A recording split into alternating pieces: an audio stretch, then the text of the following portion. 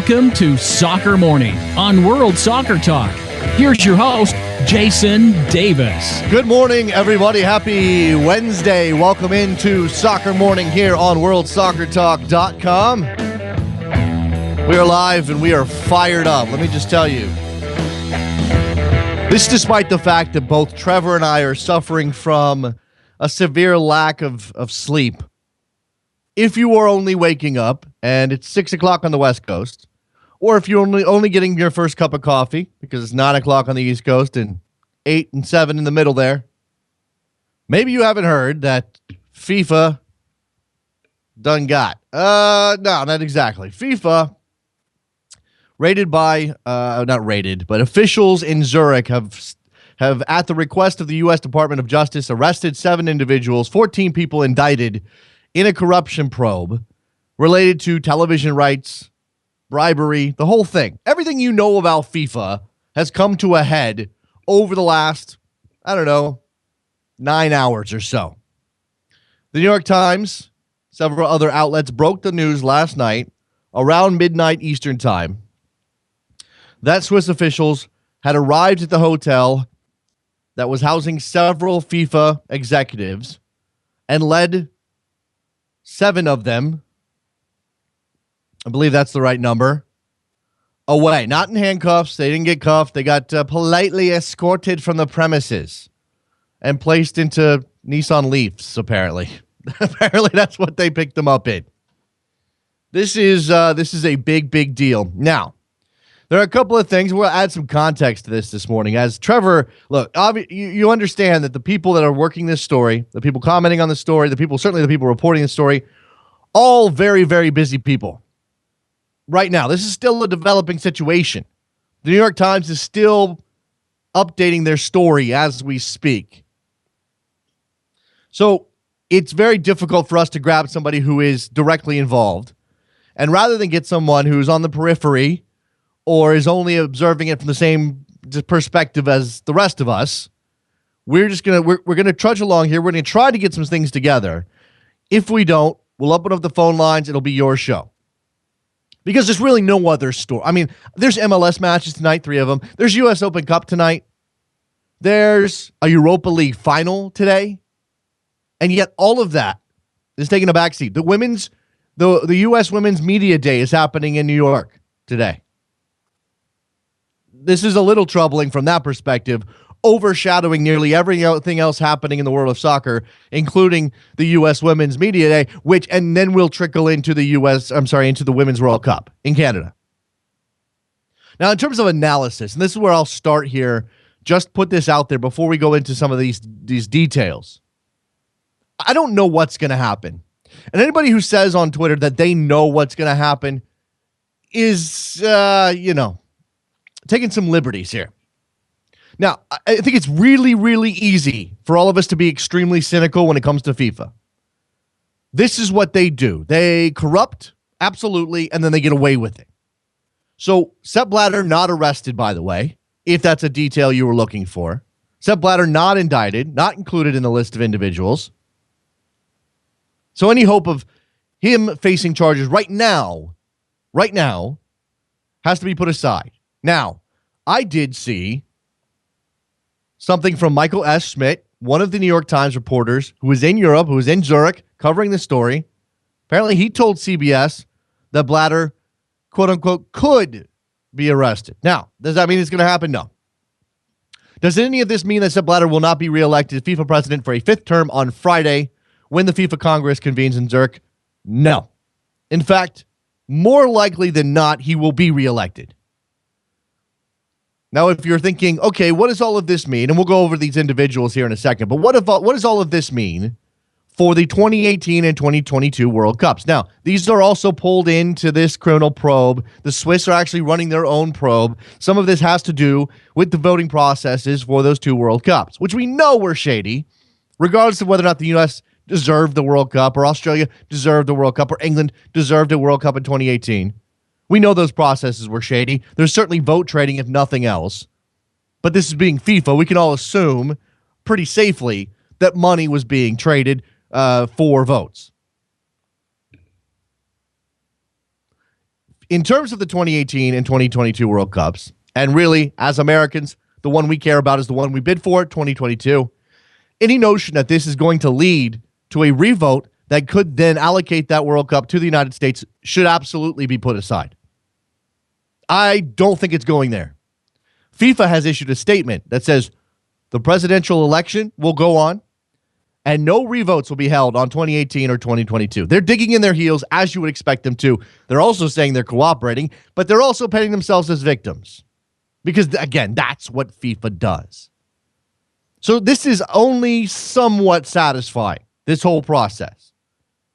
I mean, my notes are all over the place, and what I'm finding this morning, because, again, I was up last night when the news broke. I stayed up for about 2 hours, took part in one of the most amazing joke runs in the history of Twitter. I'm sorry if you missed it. While also trying to stay on top of the news. And again, there's developments this morning. What I'm finding is it's almost impossible to stay on top of this story 100%. My notes are all over the place. CONCACAF figures. This is a major thing for us as Americans, for the U.S. For U.S. soccer, and for this region. CONCACAF figures Jeffrey Webb, president of CONCACAF, by the way. Former president Jack Warner. You know that guy. And several other CONCACAF figures are pulled into this, have been pulled into this. I'll just go from the actual release from the Department of Justice. It's long, it's detailed. It talks about all of the corruption involved that they are investigating. But here are the names: Jeffrey Webb, current FIFA vice president and executive committee member, CONCACAF president, Caribbean Football Union executive committee member, and Cayman Islands Football Association president. Now, Jeff Webb is a guy I've interviewed once back in 2012, 2013. A guy identified as a potential FIFA reformer who was suddenly a figure in a corruption scandal. Not surprising because it's CONCACAF and because within the CFU realm, this is not surprising, but I'm mildly surprised to see Jeffrey Webb's name attached. Eduardo Lee, president of Costa Rica's federation, pulled into this as well. Julio Rocha, FIFA development officer, former Central American Football Union president, Nicaraguan soccer president. Jack Warner, obviously mentioned him, no longer involved, banned from soccer, but still pulled in. In terms of outside of CONCACAF, Nicolas Lioge is a big name, former executive committee member and CONMEBOL president. Now, there are other people who are not FIFA officials who are also indicted. One of them, and the biggest one for us as Americans and looking at American soccer, is Aaron Davidson.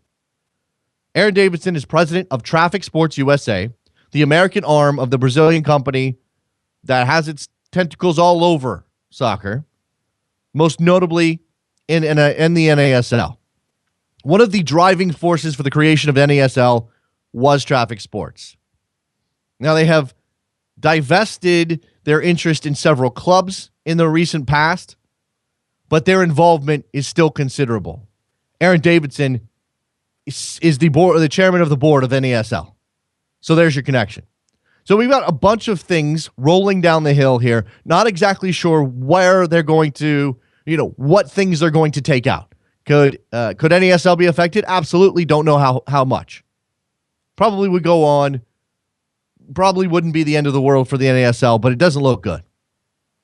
Obviously, CONCACAF is going to be affected. Okay. Obviously, CONCACAF is going to be impacted. And by the way, let's step aside here. This is moving so quickly, and there's so much news to cover. I don't have enough time in the first segment. What we're going to do is we're going to take a break, and we're going to grab Simon Evans from Reuters. He's on the phone or on Skype somewhere. He's been following the story. He knows CONCACAF inside and out. We'll get his perspective on this. Soccer Morning, WorldSoccerTalk.com. Don't go anywhere. Be right back. Face in the crowd. Talking too loud. If you're like me and you're wondering where to watch all of the Copa America games this June and July, I've got the answer for you. It's called FuboTV. FuboTV is a legal and affordable streaming service that delivers live and on-demand HD broadcasts of BN Sports, Gold TV, Benfica TV, and more. That means you can watch Copa America, Barca TV, Real Madrid TV, Serie A, and other great leagues from around the world. With FuboTV, the broadcast stream to your computer, smartphone, tablet, Roku, or Amazon Fire TV. Plus, FuboTV works with Chromecast, so you can cast the games to your TV set. Soccer Morning listeners, I want to invite you to sign up today for a free trial to FuboTV. And if you love what you see, a monthly subscription to FuboTV is only $6.99 per month. So sign up at fubo.tv/soccermorning right now, fubo.tv/soccermorning, and start enjoying the best soccer from around the world at home and at work.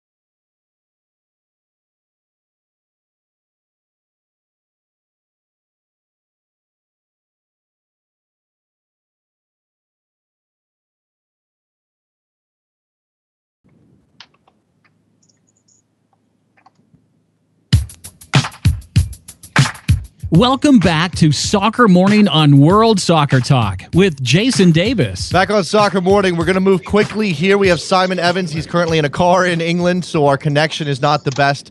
But Simon, I wanted to get you on the air, and I appreciate your time to talk about this FIFA corruption probe executed by the Department of Justice as it relates to CONCACAF. Several CONCACAF figures pulled into this. From your perspective, do you believe that this is going to have some serious ramifications for the governing body of North American and Central American region? I think it has to, doesn't it? I mean, pretty much everybody had bought into Jeffrey Webb's narrative about being the new transparent face of reform, and CONCACAF was going to be very, very different from how it was under Jack Warner. And here we see Jeffrey Webb himself indicted, along with figures from Traffic Sport, who are the main commercial partner of CONCACAF. So it's very difficult to see, with all those television deals and sponsorship deals cut by Traffic, and with Webb's position being so clearly marked out as somebody who's a breath of fresh air for CONCACAF, and here he is back in the same kind of situation we saw Jack Warner.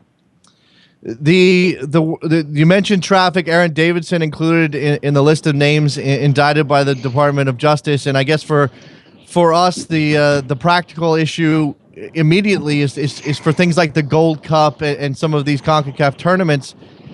I'm struggling to grasp everything happening, Simon. But what ultimately could happen there? Do we have any idea?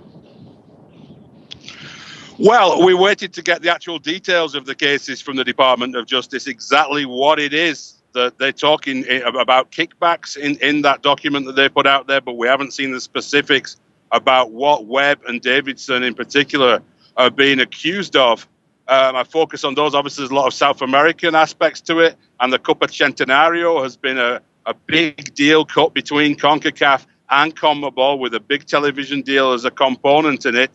If those are brought into question, serious question, as though they weren't a fair process, there could be, one suspects, possible legal challenges from other television companies, or there could be, other reactions, people walking away from these things. So there's all sorts of things could happen, and we need to really see the detail of these allegations, because at the moment it sounds bad, kickbacks and all kinds of corrupt practices, but we haven't seen the details of what it means in those specific CONCACAF cases yet. Is there any doubt, and apologies if this is out there as confirmed, but is there any doubt that all of this stems from Chuck Blazer's role as a potential informant, and maybe that's part of the reason CONCACAF is swept up in this so categorically?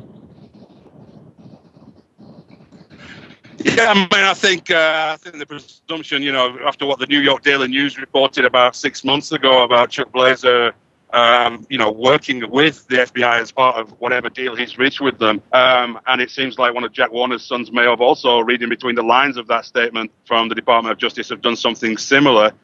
But then these are very recent things. I mean, Chuck Blazer hasn't had any part of CONCACAF for the last 2 or 3 years. And these are things relating to television deals involving DOJ specifically mentions the Copa Centenario. So how has Chuck Blazer got information on that? That sounds to me like that information is coming from another source as well. Now, I'm struggling to understand how, with all of the, we're talking about the Gold Cup, we're talking about Copa Centenario, we're talking about deals made between CONCACAF and CONMEBOL and several figures pulled in. How does all of this happen without U.S. soccer somehow being involved? And I'm not implicating anyone in a corruption scheme, Simon, but I just wonder how U.S. soccer can't be touched on some level. I mean, I think U.S. soccer, you could say the same about the Warner and Blazer years. U.S. soccer officials were sitting on CONCACAF boards throughout that period, and Sunil Gulati on the executive and other bodies. They kept a distance. That's certainly the case. I will say this, the last CONCACAF Congress, that bizarre affair in Bahamas with the comparisons of Sepp Blatter to all those historical figures and Martin Luther King and all that kind of nonsense, that I noticed that Sunil Gulati was being treated very coldly by people there, and there did seem to be a lot of whispers as well about the U.S. now being totally isolated within CONCACAF. Whether this was because people had picked up on what Blazer was doing and were drawing conclusions. I think the U.S. at some stage is going to surely have to have a conversation about whether it wants to be a part of this organization. I mean, people in Europe feel very much that corruption outside of Europe, in South America, Central America, Africa, and Asia, we've had cases tarnish the name of a game which is extremely popular in Europe and hasn't had many cases of FIFA-level corruption. And the United States could feel the same. I mean, Chuck Blazer was never really an integral part of the U.S. Soccer Federation. He was a CONCACAF man who did work together with the U.S. Soccer Federation. But how much longer does U.S. Soccer want to be part of an organization which constantly finds itself in these kind of controversies? No, I think it's easy, Simon, for people to jump ahead to several conclusions which, remain to be seen. As you said, the details need to come out. The Department of Justice says this is by no means the end of this investigation, but people are already jumping ahead to, okay, maybe they're going to re-vote on 2022 and the United States will benefit. I certainly, I made a something of a tongue-in-cheek comment last night that remember how happy you are now when FIFA bans U.S. soccer for governmental interference in football, because these things do not seem out of bounds. Is there any way to sort of know what the ramifications for American soccer could be? As you said, they have a decision to make on their part, but there could also be some sort of ramifications in the other direction.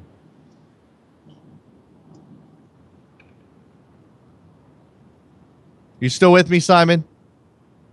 Simon's connection is just a little dodgy. He may be on a delay. We may not have him at the moment. I'm going to leave the line open just in case Simon is able to jump up. He's dropped off. So we may not be able to get Simon Evans back. We can certainly try. I'll throw that to producer Trevor and let him decide. In the meantime, let's go ahead and just, again, sort of talk through the elements of this. All right, let me try one more time. I'll try to get Simon Evans back on the air again. 14 individuals indicted by the Department of Justice. They say this is not the end of their investigation. In addition, a Swiss criminal probe is going on as well. The individuals in Zurich who were arrested by Swiss officials at the behest of the Department of Justice. The Department of Justice is using some broad powers they have to reach out and arrest foreign internationals for corruption when it involves U.S. interest, which includes, wire fraud using American banks and that kind of thing. The details matter, and I highly suggest you go and do your own reading. This is just a big, big story with a lot of moving parts. Simon, do we have you back for just a minute? Sounds like a lovely car ride, Simon. Yeah, sorry. I mean, I was saying there that. Go ahead. Go ahead. It's I mean, the people inside the CONCACAF Congress behave completely differently towards Sepp Blatter than how most of us would do. The possibility of some anti-American backlash with Blatter standing up there and saying we will stand firm against these outside interferences, it's not out of the question. All kinds of things could happen because FIFA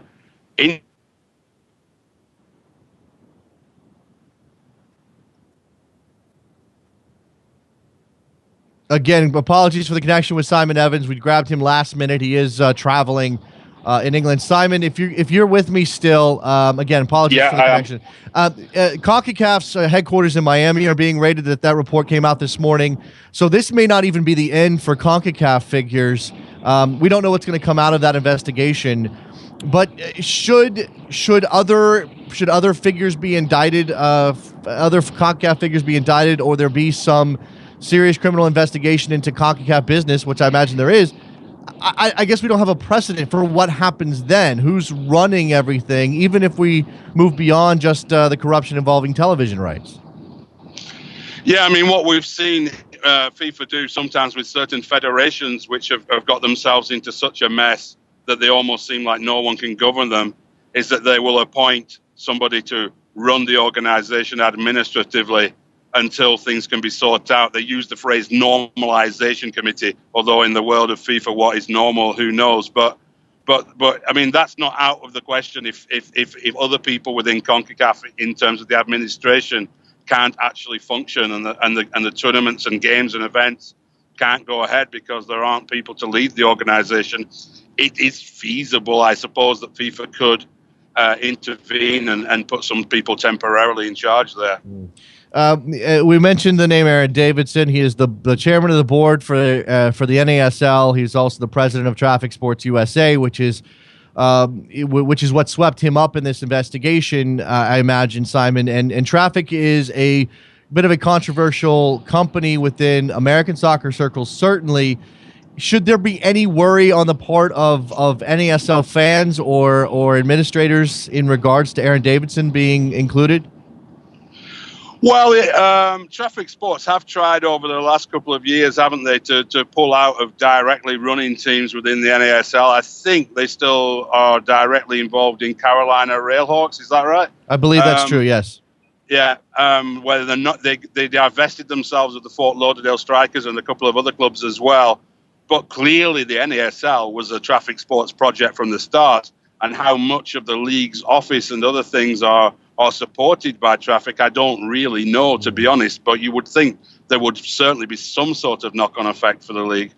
Do you believe that FIFA can remain firm on the decision to not re-vote on 2018 and 2022? Certainly, I expect the presidential election to happen on Friday regardless, and then whether or not that is vacated, I guess that remains to be seen. Yeah, I mean, if the authorities in Switzerland have the Garcia report, which is what FIFA have been saying, and they can come up with clearly enough evidence or question marks to carry out these kind of actions, you would think that there's something there that's concerning them. But, I mean, it all comes down to those positions of power within FIFA, doesn't it? I mean, it's very hard to judge these things because, as I said, what's considered, a scandal for us isn't always a scandal for FIFA. Sure. And what's pressure on them to change. But I mean, how much more has to happen before FIFA step back and say, we really need to have a look at those World Cup bids again? I mean, it's going to be very interesting what comes out of that Swiss investigation, which is much more focused on those issues than obviously the Departments of Justice and FBI investigation is. I wonder then, Simon, what you make of the American involvement. I mean, it's fine and good that it was the Department of Justice that took this step, and I think a lot of people around the world may be applauding the United States in that regard, but at the same time, it allows FIFA to sort of compartmentalize a bit more because the United States is not really a major player in FIFA. Certainly, it's not the home base of the most passionate football supporters. What ultimately, how ultimately is FIFA going to be able to really sort of brush this aside? And will other governmental bodies or world figures sort of step in to apply more pressure? I just wonder how much pressure does it take for FIFA to legitimately change? Well, I think what's going to be interesting now is when you get an organization with the weight of the FBI and the Department of Justice involved, when you get the Swiss authorities, who, of course, have been infamous for protecting people or not interfering in things in the past, those two things happen. If anybody was sitting on the fence with information or with the power to make some changes, they now no longer have any excuse. This is the prime moment to come out and to settle scores, if you like, or to raise issues and to put things right. And I think it'll be very surprising if over the next few days we don't see more things happen. I think we saw a hint of this looking back now, the revelations yesterday or the day before yesterday. Prince Ali had been approached by a third party with financial information about Blatter and so on. It's clear things are moving and happening before this election. So I wouldn't be surprised I would be very surprised if this is the end of it, even within the next 24, 48 hours, that more things don't start to happen. Again, this is a developing story. We still don't have a grasp on everything that the FBI and the Department of Justice has at their disposal. You mentioned the Swiss investigation. As you said, that's focused much more on the issues of the voting process for the 2018 and 2022 World Cups. Question over the 2026 World Cup coming, Simon. I think that there are cynical people out there who imagine that the U.S. may be pushed aside because of their involvement in this investigation, and therefore someone like Canada could step forward. Is there reason to be cynical on that front for American fans who may not want to go through the pain of losing another bid? Well, I mean, we're speculated here, so let me speculate one back. Given the mood that I picked up at that CONCACAF Congress a month or so ago, actually, if there is now a change in CONCACAF of its leadership or some revolution within CONCACAF, that could actually help the United States because I certainly picked up plenty of vibes that there was this swing against the US within CONCACAF, and that Canada or Mexico would have been the preferred choice within CONCACAF because there just wasn't that backing for Sunil Gulati, who a lot of people within CONCACAF were starting to treat rather coldly. So perhaps the change actually helps the U.S. for 2026. Sunil Gulati is a fascinating figure in all of this, if only because, and I was critical of him during the bidding for 2022, if only because it seemed the U.S. was not willing to play FIFA's game, and that's the way to win a bid, is to play FIFA's game.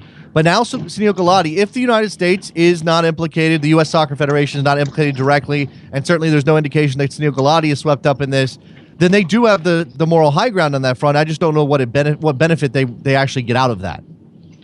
Yeah, and I have some sympathy for Sunil actually in the world he's had to operate in with United States Soccer, because at the end of the day, U.S. Soccer and Major League Soccer and the other organizations have been trying to build the game in the country, and they've had to deal with an organization led by Warner and then led by Webb, with all CONCACAF's quirks and strangeness and worse, and somehow they've had to navigate through that and FIFA and try and get things done for U.S. Soccer without dirtying their hands. It's not been an easy task, I would imagine, at all. So I do have some sympathy. I mean, normally as journalists, we like to really be critical of officials, and I think there's plenty to be critical about MLS and US soccer, but I do have some sympathy for the world in which they've had to operate. Now, among the CONCACAF figures indicted include Jack Warner. There's no surprise there. Of course, he's out already out front claiming his innocence because that's what CONCACAF Jack does. But Jeffrey Webb, and we already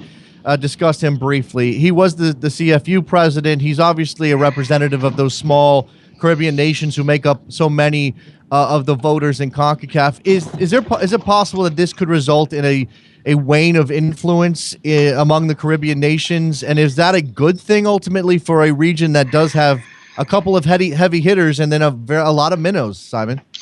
The problem is the mathematics. They hold an automatic majority in everything in CONCACAF. They decide who the president's going to be. They decide everything else. And as long as people are part of the same organization that has a majority of Caribbean nations, they're going to be at their beck and call, really. And it's very difficult. You would think politically that they might want to keep their heads down for a while after a second Caribbean leader gets himself in trouble. But they are very determined people who are very dogged and very loyal to their people. And they're still around. There's still plenty of people from the Warner era survived under Webb. You look at Horace Burrell at Jamaica, somebody who was suspended by FIFA for his role in the cash for vote scandal. Gordon Derrick, the current president of the CFU, was also suspended by FIFA.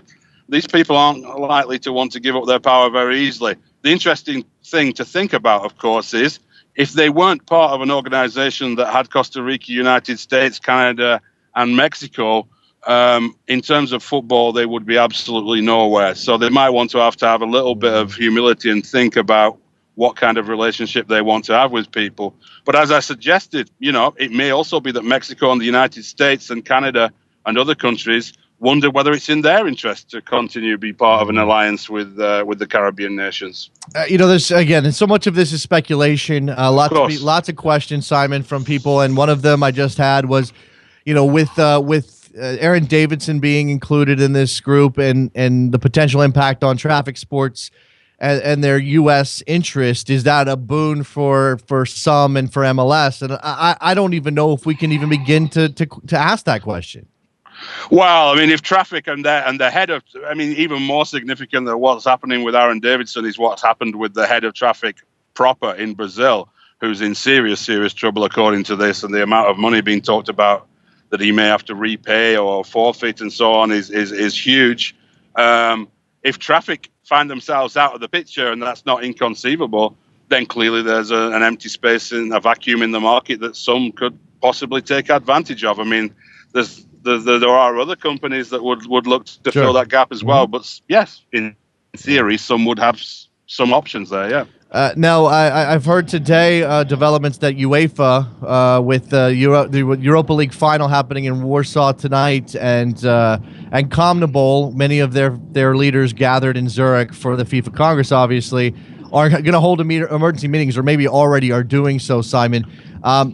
Just in terms of UEFA, what would you imagine their response to be? As you said, so much of this is UEFA sort of standing aside and saying we're being dragged down by the corruption in other parts of the world. Are they going to be up on their high horse trying to lead the way, or do you imagine Platini? I don't know what exactly to expect out of UEFA. No, it's difficult for them, isn't it? Because they've tried that electoral strategy. The feeling is that Prince Ali, who they ended up with as the single candidate, probably wouldn't have enough votes to beat Blatter. Are they meeting to discuss what their election strategy is going to be? You would think that would be a factor, whether to call for the postponement of the election, whether that's a smart thing to do or not. But UEFA also, and people forget this, UEFA in the whole FIFA compromise that allows the organization to exist is basically reliant upon UEFA continuing to participate in FIFA events in the knowledge that if they didn't, those events would cease to exist. I'm talking about the World Cup and other world tournaments that just wouldn't really exist without European teams. And they have that nuclear option, and people have often wondered, would they ever reach a stage where they would use it? They probably haven't got to that stage yet. But really, people within Europe, I think, are just getting really, really tired of all this. It's not just England. People sometimes say, the British press are the ones who are obsessive over FIFA. It's the same feeling in Germany, even in Italy and Spain. People are just tired of FIFA by now and want to see something change. And you wonder if somehow Blatter rides this out and FIFA tries to continue business as usual after this, where does UEFA go from there is a very, very big question. Yeah, there's so many moving pieces here, and until the dust is sort of settled, we have no idea exactly what the ramifications will be on those governing bodies, and certainly on the game as it is administered around the world. And Simon Evans attempted to provide some context, and he's doing so from England, and we appreciate it. Thank you very much for joining me, Simon. Thanks, Jason. All the best. Cheers. We're going to take a quick break. We're going to continue this. We're not done. Andrew Das from the New York Times, an individual directly involved in the reporting of this story, is going to join us. We'll go through the timeline of exactly how this happened and what comes next. It's Soccer Morning, WorldSoccerTalk.com.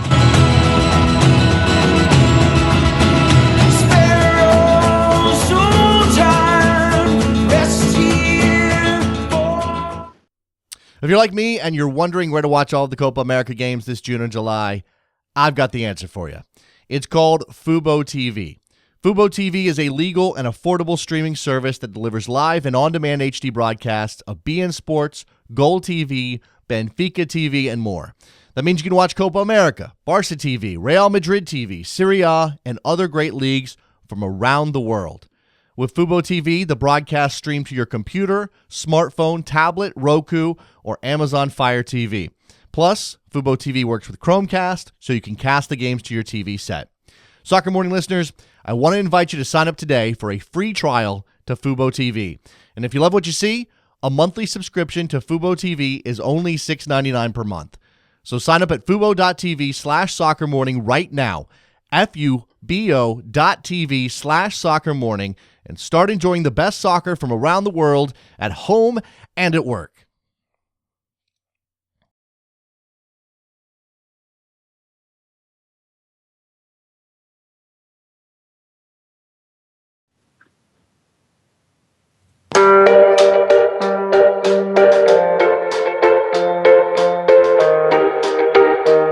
Welcome back to Soccer Morning on World Soccer Talk with Jason Davis. We roll on here on Soccer Morning on a Wednesday, WorldSoccerTalk.com, and joined now on the phone briefly by Andrew Das from the New York Times, directly involved in some of the reporting of this story as it unfolded last night. Andrew, how are you?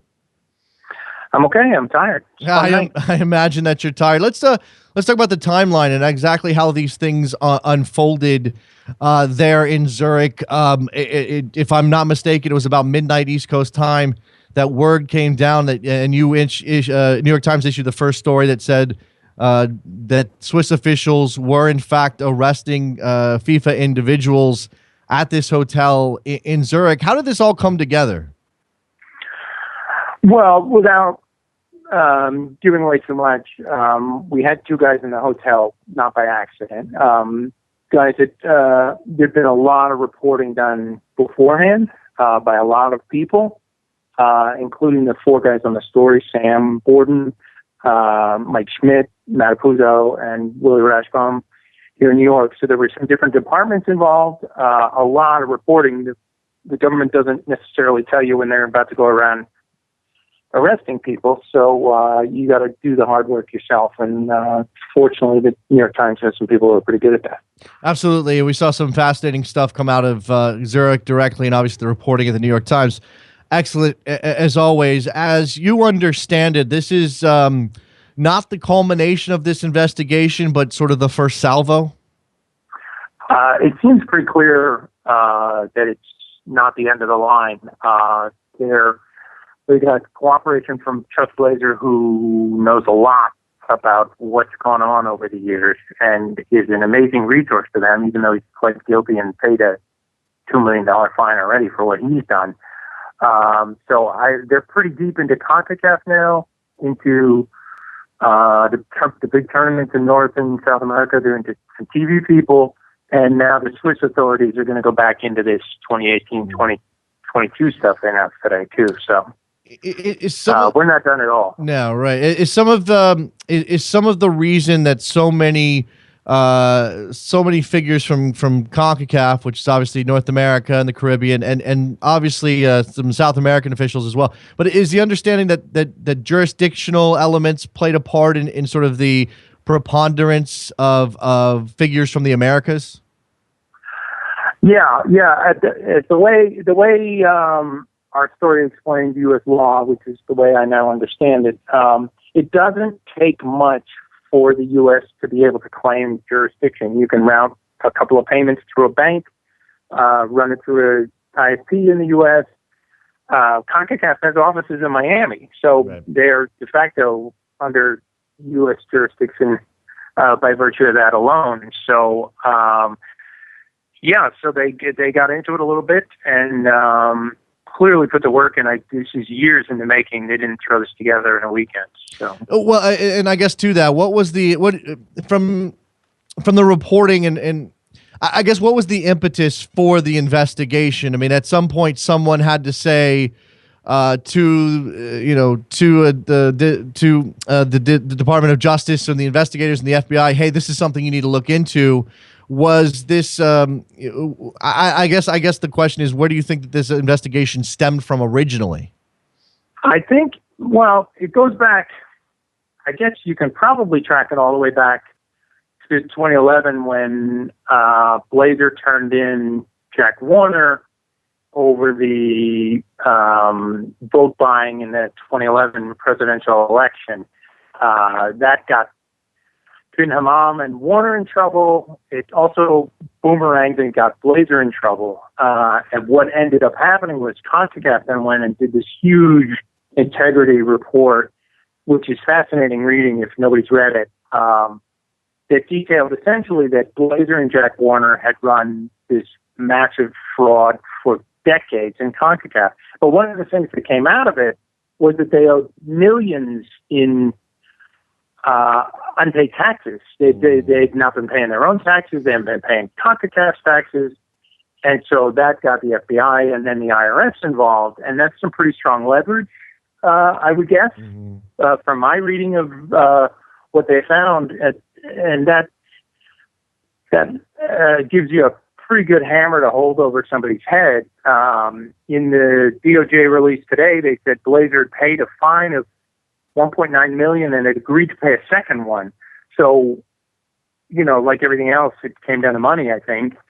And that's how they got his cooperation. And when the guy you're leaning on knows a lot of stuff, sometimes you find out a lot of things. Now, the name that a lot of people were hoping to see on the list of those indicted by the Department of Justice was Sepp Blatter. He was not there. I'm not sure I'm surprised at all by that, Andrew. I imagine you're not as well, knowing what we know about soccer. But is there any sense at all that the Department of Justice might be tracking leads that could ultimately lead to Sepp Blatter being pulled down in some form or another? Well, I think the fact that they didn't indict him tells you that they don't have anything. So, it's possible. He's been in the game a long time. He stayed out of trouble for a long time when other people have been sucked into very, very bad things.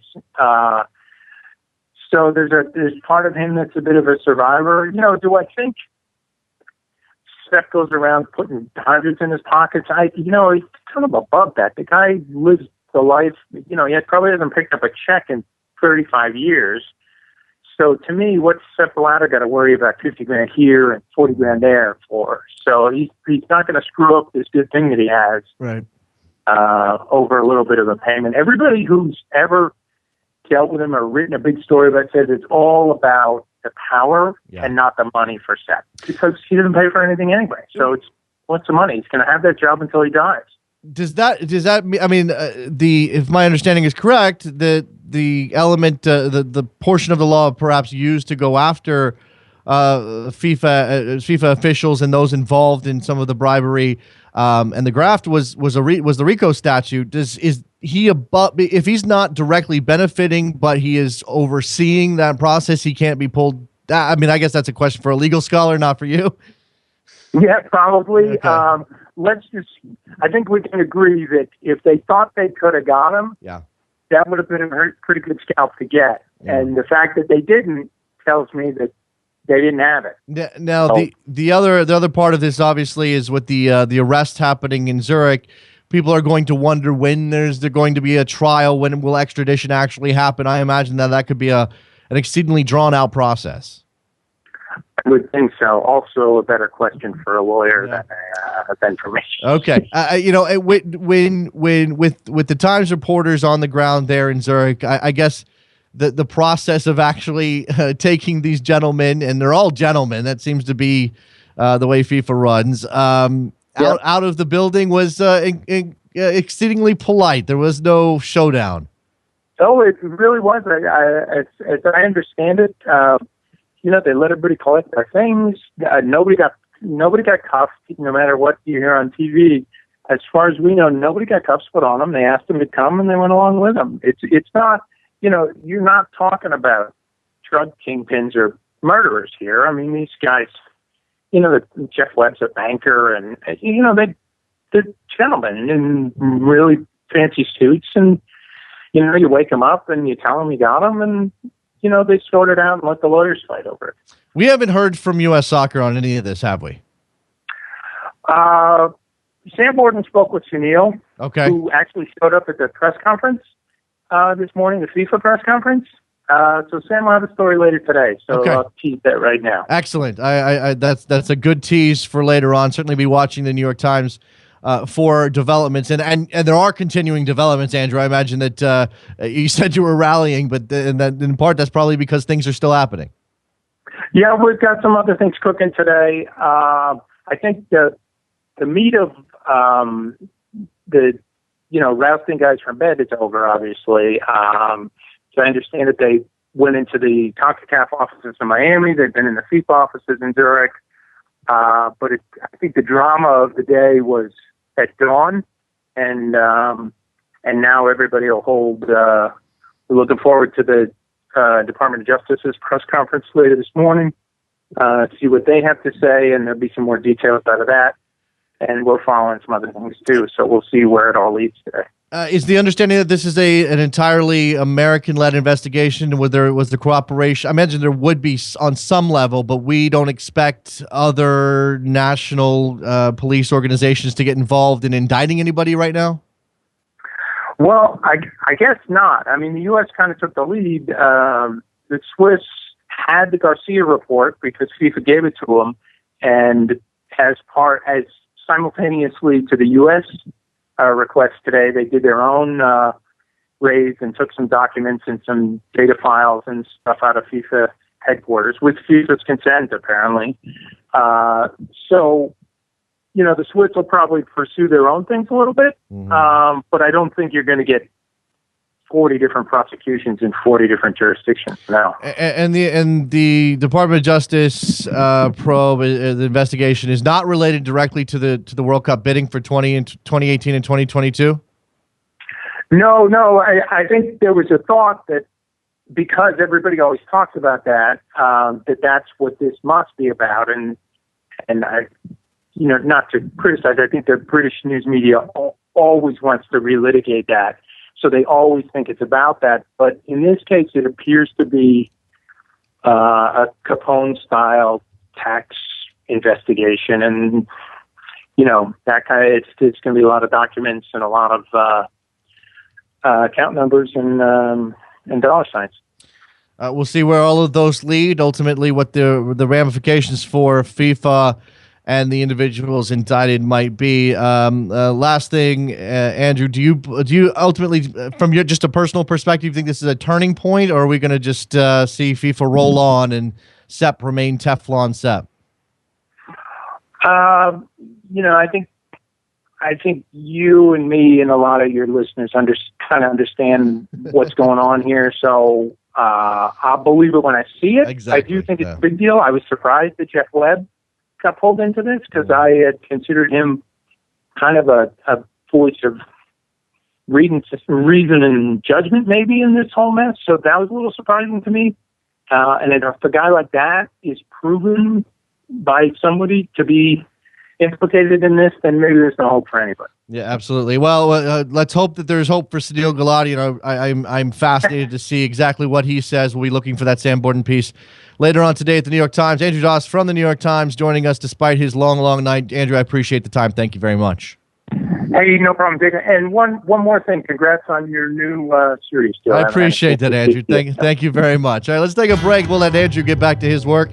and or catnaps, whichever is more important to him at the moment. It is Soccer Morning on WorldSoccerTalk.com. Phone lines open next. You want to talk about this? Jump on the line. Be right back.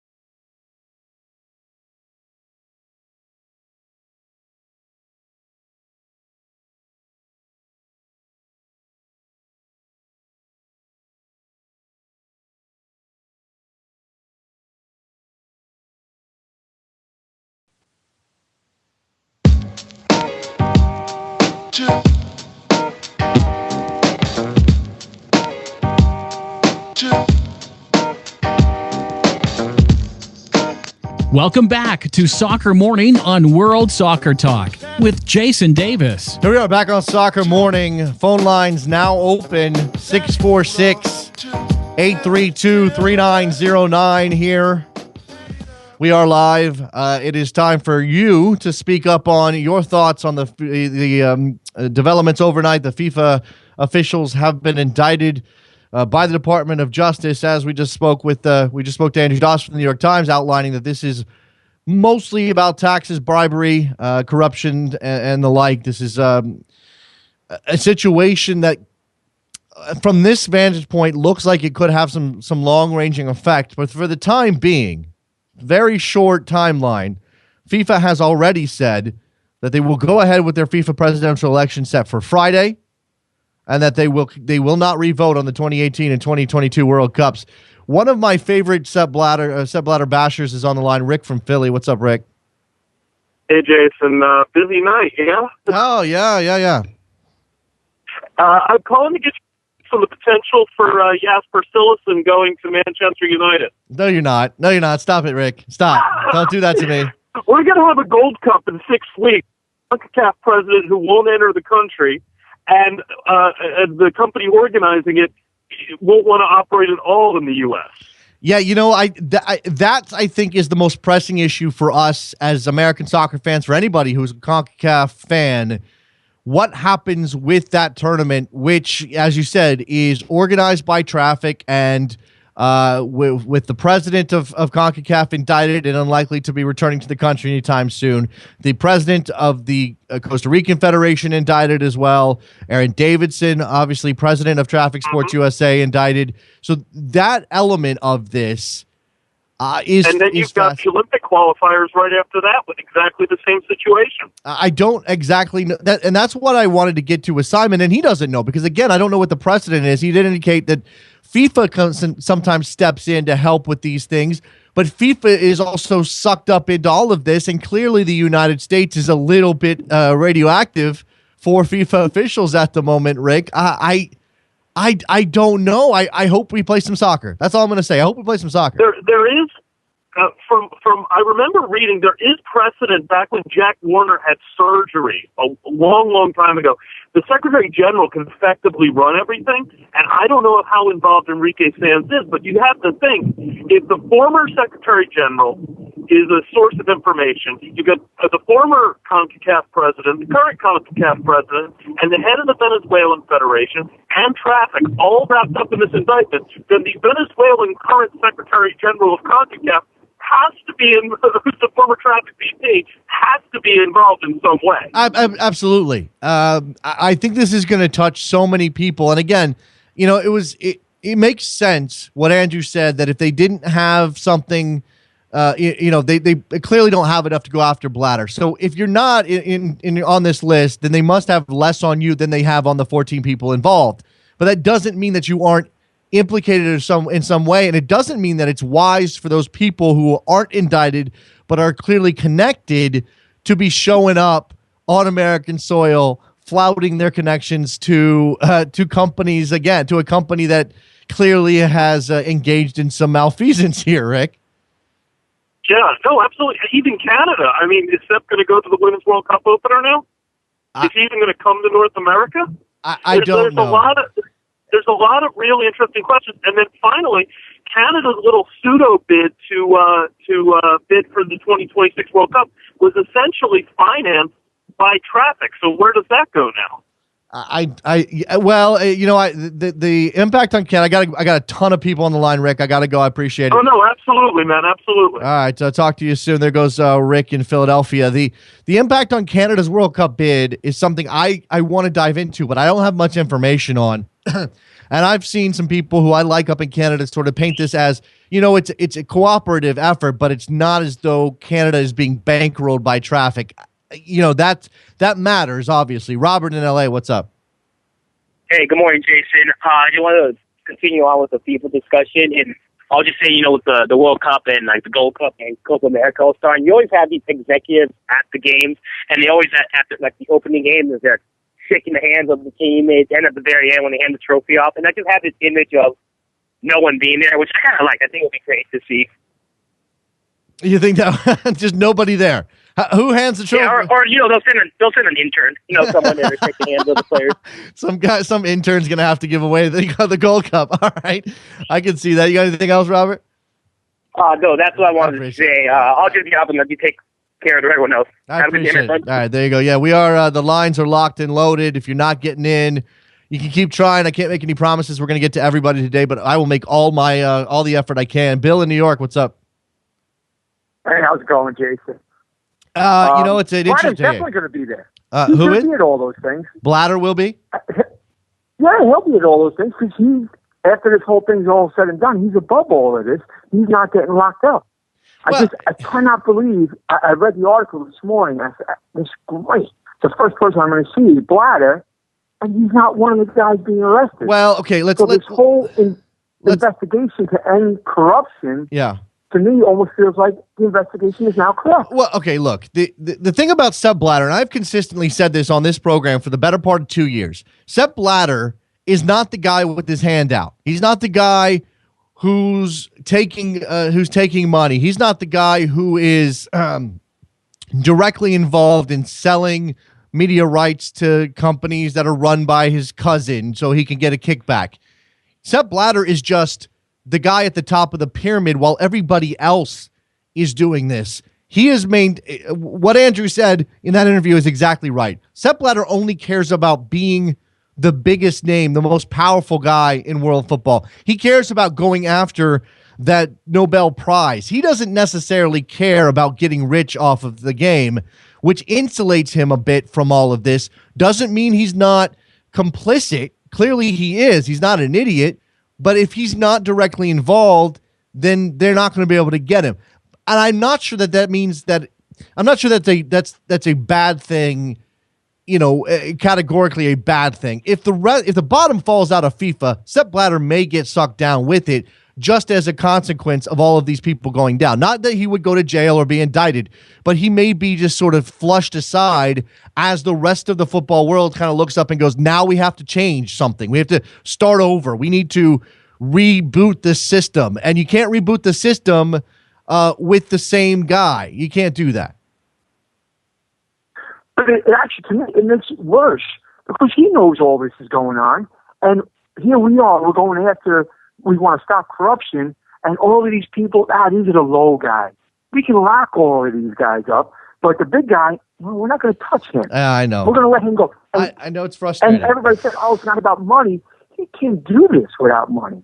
He doesn't have power if he doesn't have money. So the money is definitely locked into this. And the money is the most important. Well, okay. Sepp's, thanks for calling, Bill. I got to move on. Sepp's money is FIFA's money. And what I mean by that is the reason that Sepp has all of this loyalty across the globe from all these tiny federations that are going to sign up to vote for him again on Friday is that he helps distribute and put money into the pockets of the federations. I'm not saying that that's an illegal process. I'm saying that Sepp Blatter has used his influence to gain loyalty in the structure of FIFA that may not be technically corruption. And again, that insulates him. It doesn't mean that he's a good guy. It doesn't mean that he's not complicit, but it does insulate him. And again, I think that the best we can hope for, because the man's a genius. I'm sorry, he is. The best we can hope for is that he gets flushed with everybody else who is complicit or who is engaged in corruption. Connor in Idaho, what's up? Hey, Jason, long time, first time. Just wanted to chime in really quick. Isn't Blatter's signature on everything? So basically, he's screwed either way. Am I thinking wrong on that? Well, okay. That's kind of what I'm saying is ultimately the buck stops at Sepp Blatter, right? I mean, ultimately, when you look at how FIFA has run for the better part of 2 decades, you have to put that at the feet of Sepp Blatter. I mean, his predecessors weren't exactly running a clean ship either, but I'm just saying that he perpetuated that system that allowed for all of this graft. And so in a sense, Sepp Blatter may end up losing the public relations battle and therefore be pushed out rather than lose a legal battle and be arrested. Yeah, I just have this image, of him just coming out and being, oh my gosh, I can't believe this all happened under my watch. Never going to happen again. He's going to play so you're saying the buck stops to him, yeah. And he should be the one, answering for it all. Oh, this is the move is daft uncle. I don't know. In fact, the FIFA statement speaks to that. The FIFA statement is straight. It probably wasn't written by Sepp Blatter, but it's straight Sepp Blatter FIFA. FIFA welcomes actions that can help contribute to rooting out any wrongdoing in football. We understand that today's actions by the Swiss Federal Office of Justice on behalf of the U.S. authorities and the Swiss Office of the Attorney General, initiated by FIFA, blah, blah, blah. FIFA credits itself while its biggest figures are being arrested. I mean, that it is confounding how they manage to do this and spin things. We are pleased to see that the investigation is being energetically pursued for the good of football and believe that it will help to reinforce measures that FIFA has already taken. Bullcrap, first of all. Second of all, see what I'm saying? This is Sepp Blatter. I hate the guy, and I want him out, and I want change, and I want FIFA to figure itself out. But at the same time, I am cynical enough. And I am aware of the flaws of humanity enough to think that any organization on this level controlling a sport as popular as soccer is bound to be corrupt. It's almost inevitable that anything like FIFA is going to end up corrupt. I guess what you can do is reboot the system. And again, Sepp Blatter is just the guy sitting at the top. And it's not that he's in this. He's not Jack Warner. He's not trying to rake in millions of dollars off the backs of other people. He just wants to be he just wants to be the guy. He wants to be the father of football. That's his entire motivation. You got anything else, Connor? No, that's it, man. I'll let you get to everybody else. I think I'm sorry to rant a little bit there, but I think it's important for you guys to understand this. Sepp Blatter's motivation is not money. Jack Warner's motivation was money. Chuck Blazer's motivation was money. Sepp Blatter's motivation is just being this Lord and this figure that is the father. He called that the father of football, as he was called by some Caribbean official at that event, the CONCACAF event. Roberto in Connecticut, what's up? What's up, man? I just want to change a little bit of the subject before I go to my own personal FIFA questions. Who wins Europa League today? Who wins? Yeah, Sevilla. Europa League. Sevilla wins. Okay. Yes, Sevilla wins. Probably 3-1. I'm going 3-1. Okay. And to my FIFA question, obviously I've been looking at the various outlets that there are on the website. It's obviously making SportsCenter here on ESPN and everything. But ideally, with these 9 voters gone, do you still see Sepp Blatter reelected on Friday? Yes, absolutely, 100%. Without a question. He's going to act like nothing's wrong, and he's going to thank everybody for the honor of being FIFA president for a 5th term, and FIFA will act as though they're going to just skate by all of this. And I don't know that they won't, but for the time being, it's going to frustrate everybody. But yes, he will be reelected. And just one last thing. Do you feel that the only way for soccer to have been shown, I guess, on the big main news and on every media outlet is to show the negativity of the sport? Well, negativity sells, doesn't it? And obviously in the United States, it's going to take something like the U.S. team winning a game way deep in a tournament like the World Cup and beating somebody of consequence, or something like this to lead SportsCenter. That's the only way it's ever going to happen. I mean, not ever, but the only way it's going to happen now. And we'll get to a point eventually where that won't be the case. But for the time being, that's just what we have to deal with. You got anything else, Roberto? All right. No. Appreciate I'll let you get to all the callers. Thank you so much. Appreciate it. Yep. We're setting records here, people. Let's go to Keith in Columbus. What's up, Keith? Hi, guys. Thanks for having me on. I appreciate it. No problem. You two make a couple good points about Blatter in terms of he is a power seeker. You're right, but money goes with power, as the one caller said. Sure. And the point you made about him being flushed out, he's out one way or the other. Whether it's legally or not, who knows? I still think he's a target of this investigation. And Michael Schmidt of the New York Times said as much to CBS earlier today. There was a tweet about it that he still thinks Blatter will be arrested, and I will too. And here's why: this is not much different than when the feds go after organized crime, or like in the Enron case. Mm-hmm. They go for the underlings, the guys underneath that top layer, because they got to undermine the guy at the top, number one. Yeah. Number two, they know sooner or later one of these underlings is going to roll over and say, yeah, Blatter did this. And when you do something like this, these guys at the Department of Justice, the FBI, they have to make 1,000% sure their case is airtight, because you only get one chance at this. So therefore, I still think a Blatter arrest is coming. I just think people have to be patient, and it's going to take some time. It's going to take a lot of time for these people, whether it be in Switzerland or the United States, to interrogate all these people that have been arrested, not just at FIFA, but at CONCACAF, because CONCACAF headquarters is being raided today, too. So one way or another, Blatter is going to be out, whether it be through an arrest or whether it be for a collapse of the entire organization in terms of the culpability, and the PR message simply can't be avoided. I think I might agree with you, Keith. I hope that's the case. I think that's the optimistic viewpoint. I got to move on. Thanks for the call. Let's go to Ray in Milwaukee. We got to keep this moving quickly. Ray, what's up? Good.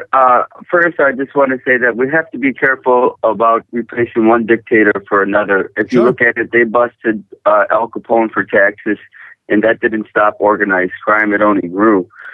They just got better at doing what they needed to do. Now, what I would like to look at this from a different perspective, and when it pertains to a bidding process, and when it pertains to countries hosting the World Cup. Now, I think if you look at some of the very criticisms by a lot of people in sports here in the United States and in footballing worlds, very similar criticisms that we got back in 1988, that we weren't a footballing country, that there were going to be half-empty stadiums, that even why Mexico was banned from the 1990 World Cup, there was rumors that there was backdoor dealing between FIFA and the U.S. to ensure them the 1990 World Cup. Now, also, I'd just like to say that there's great pride in the region that people express when feel like South Africa, for example. There are many U.S. soccer fans that felt that this was going to be a terrible World Cup. And yet, when I interacted with Africans that were in the United States, there was a great joy. And so I truly believe that we have to be very careful when going to out here and take away a World Cup, that we don't want to blacken it or cheapen it, and it has to be done gracefully and with respect to the people that awarded it. Okay, thanks for the call, Ray. And it's a decent point, and I made that argument in regards to Qatar. It's interesting to consider the ramifications of pulling a World Cup out of a country, even if you believe that it was ill-begotten in terms of how it was awarded.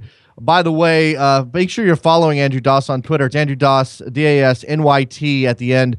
The New York Times will have a live blog of the DOG news conference, which is taking place in about 20 minutes. So make sure you're following that. We'll be covering that later on the radio edition of Soccer Morning. Jeff in Orlando, what's going on? Jason, you and Trevor are killing it this morning. Great job, guys. I appreciate that. What's on your mind? So, want to go back to what Simon Evans was talking about in terms of at what point does Europe and other large confederations get sick and tired of being dragged down with this? I mean, that might be the best alternative that I can think of, is to have Europe and then some of the larger groups from South America. You know, I'd love to rope in the United States, maybe Mexico, and create their own tournaments and get rid of this power base that Sepp Blatter has, that's based mostly on small federations that aren't generating the money. I don't like I'm an egalitarian, Jeff. I don't want to leave behind countries that should have the opportunity to compete with everybody else. I don't think that your population should determine whether or not you get to be part of the scene. But you do nor am I. I don't want to remove people from it. But right now the playing field isn't level. So you almost need to create a new playing field and give those countries an opportunity to join in a new environment. It's an interesting conundrum. You if you give everybody an equal vote, then you obviously create blocks like the Caribbean Union, like some of these smaller countries, and then they can become beholden to certain figures who are essentially their benefactors, and we end up with what we got, which is Sepp Blatter as president for life, essentially. But if you give all the power to the big countries or the most powerful countries or the most soccer savvy countries, the richest countries, then you obviously unbalance things that way. I think, I'm going to let you go, Jeff, but I think that the UEFA is obviously the key to all of this. If there's going to be a breakup of FIFA, it has to be UEFA who takes the lead. Whether or not everybody comes with them, I don't know. But UEFA could go on about their business, pull out of the World Cup, hold a Euro tournament every 4 years and be just fine. I mean, maybe they even throw in another tournament just to add. They're already doing that weird, what's that thing that they're doing with, it's like a rolling tournament or something. They're already doing weird stuff in UEFA. It makes you wonder if they could just pull out and be okay. Let's go to Mark Fishkins on the line. What's up, Mark? Hey, I just want, first of all, to echo what everyone else has said about this being really kind of a seminal show for you guys. You're doing a terrific job. I want to build on the point that was just made about, going back to Jeremy Schaap's fantastic piece on E60 a few weeks ago, right? It's one country, one vote, right? Andorra has the same voting power as Italy, despite the massive difference in the amount of revenue. And so the question is, how do you build an egalitarian, in quote, system to determine where big events like World Cups go at a time where a lot of these nations are basically, and Andorra's not the case, trying to feed their people, much less cash a check from FIFA, and when a bidding country comes with a stadium or an academy or really just a bag of cash, how can a nation in the developing world, not even take into account the football world, how can they turn that down? Right. And so how can how can the powers that be, or whatever the new powers that be are going to be, create a system that really takes the dollar, the graft and the bribery away, providing for these poor nations more than they already do? Yeah, and Mark, let me throw this in. This is going to be the mind blower. Who gets to decide how we get to that egalitarian system? Right. I mean, we've got a chicken. This is essentially the problem with FIFA. They anointed themselves the powers, the power over the game around the world. Everybody just kind of fell in like, oh, we needed that. Okay, let's just follow along with these guys.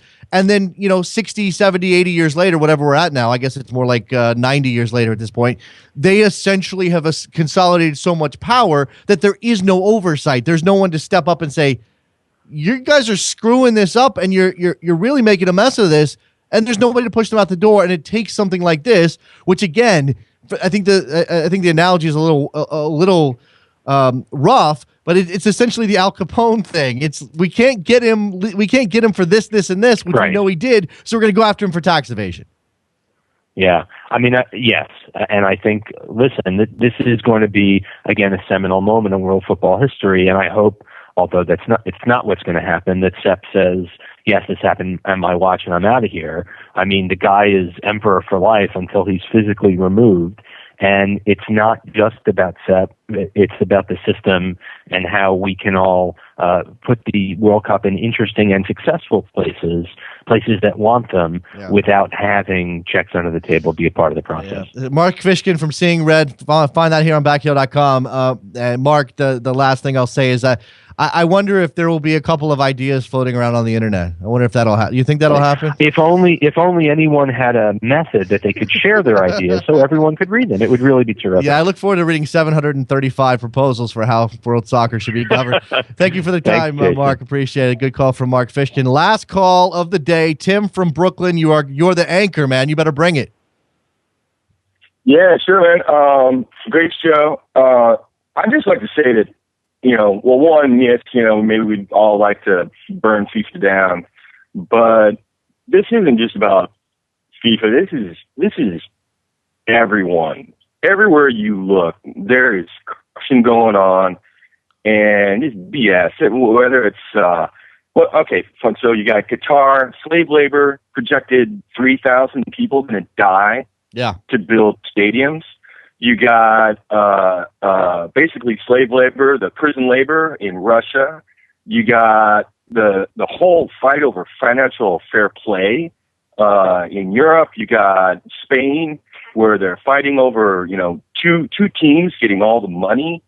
The Caribbean nations, I'm sorry, flush them down the toilet. It's ridiculous. All the power in CONCACAF is held by these small nations, where the actual teams that go to the World Cup basically have no say, and it goes on. We got now we're here. NESL. Sure, we knew about the crap with them, but now the chairman there is involved. Everywhere you look, it's all about money, and it touches everyone, even down to frankly, MLS. Yeah. MLS is in charge of soccer in the United States, and it costs $100 million to buy your way in. And so everywhere you look, there is problems everywhere. Everyone is involved, and it's not about the people anymore. It's not about the people. It's not about the play on the field. I'm not sure that it's ever really been. Thanks for the call, Tim. I'm not sure it's ever really been about the people and about the play on the field. There's always been some moneyed interest who has had some reason to exploit the game. That's true of sports in general. Now, as fans, we can decide that we're going to be cynical bastards and we're going to turn away from it because everybody's corrupt. Or we can just be cynical and try to enjoy the soccer. Everybody's a corrupt bastard. I'm going to watch the soccer. You know what? I'm going to suspend my... That's what you have to do. You go to the movies, you suspend your disbelief. You watch sports on television, whether it's soccer or anything else, for the most part, and you suspend your cynicism. Otherwise, you can't enjoy it. That's why we're here, because enough of you had decided to suspend your cynicism that we can talk about it. We can have a good time talking about soccer. Days like this are massive and have to be discussed. And I'm so glad we had 20 people call in today. Excuse me. I don't know what day it is anymore, what time of day it is, to discuss it. That's what it's out there. I'm going to leave with this. Got to wrap up this show. If you got Sirius, make sure you join us over there on Sirius XM 94. The big sponsors of FIFA, the people whose logos were at the bottom of the press release issued by FIFA that says, we welcome this, blah, blah, blah. We gave the Swiss authorities a report. Yeah, we're trying to fix things ourselves. Those people, Adidas, Gazprom, which is that petroleum company out of Russia, I think, Hyundai, Visa, Budweiser, Coca-Cola. Your responses after this news broke. Gazprom, no response. Hyundai, no comment. Visa, won't be commenting on a live legal issue. Budweiser, no response. Coca-Cola, still waiting on a response. Only Adidas has issued a response, and their response reads, the Adidas Group is fully committed to creating a culture that promotes the highest standards of ethics and compliance, and we expect the same from our partners. Following today's news, we can therefore only encourage FIFA to continue to establish and follow transparent compliance standards in everything they do. Adidas is the world's leading football brand, and we will continue to support football on all levels. Read, we're not going anywhere. We like what FIFA does for us because we don't care. Money talks, people. All right. Sirius XM FC 94 if you want more of this. We'll talk MLS over there as well. Thank you very much to our guests at the last minute, Simon Evans, Andrew Doss. Wonderful show. We'll talk to you guys tomorrow, maybe about FIFA. Bye.